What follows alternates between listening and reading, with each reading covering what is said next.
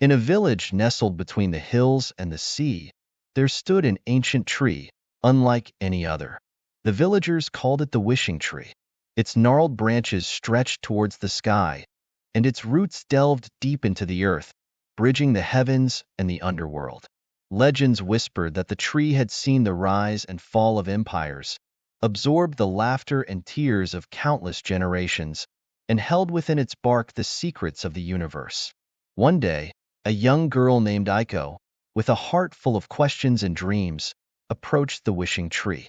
She had heard stories of its power and believed it could grant her the wisdom she sought. With a breath filled with hope, she placed her hand on the rough bark and whispered, "Please, wishing tree, tell me the meaning of life." The tree remained silent, but a single leaf drifted down, landing gently in her palm. Aiko took it as a sign and decided to keep the leaf close to her heart, hoping it would guide her. Years passed, and Aiko grew into a wise woman, but the leaf never spoke. She traveled far and wide, seeking answers from scholars, monks, and sages, but none could satisfy her yearning. One day, weary from her travels, she returned to the village and stood once more before the wishing tree. "Why did you give me this leaf if it holds no answers?" she asked, frustration lining her voice. A gentle breeze rustled the leaves, and Aiko felt a sudden urge to climb the tree. She hadn't done so since she was a child, but the impulse was irresistible. She began her ascent, her hands and feet finding purchase on the familiar bark. As she climbed higher, the world below seemed to shift. The village, the hills, the sea, all seemed to blur into a tapestry of colors and sounds. When she finally reached the top, she found herself not in the tree but in a vast, open field beneath a sky full of stars. In the center of the field stood a small, unassuming hut. Drawn to it, Aiko walked through the tall grass and pushed open the door. Inside, she found an old man sitting by a fire, his eyes twinkling with the light of 1,000 stars. "Welcome, Aiko," he said, as if he had been expecting her. "I've been waiting for you." "Who are you?"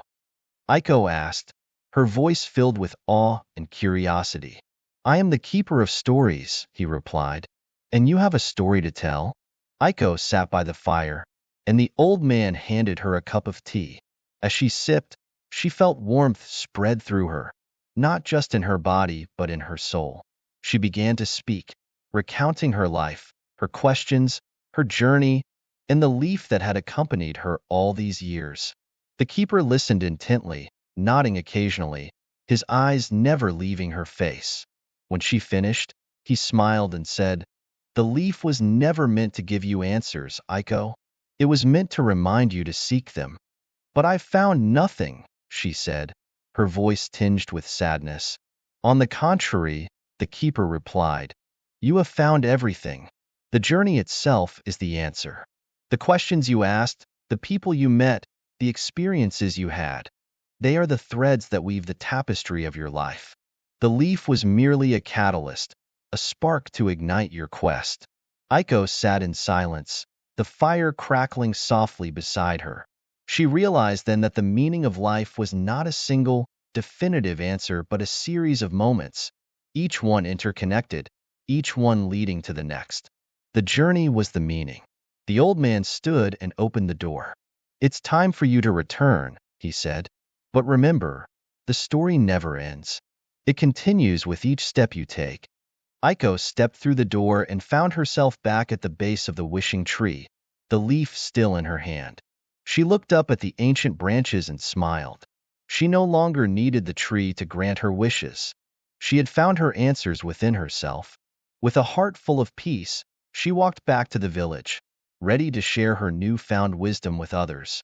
And as she did, the wishing tree stood silently, its branches swaying gently in the breeze, knowing that another soul had discovered the truth it had guarded for centuries.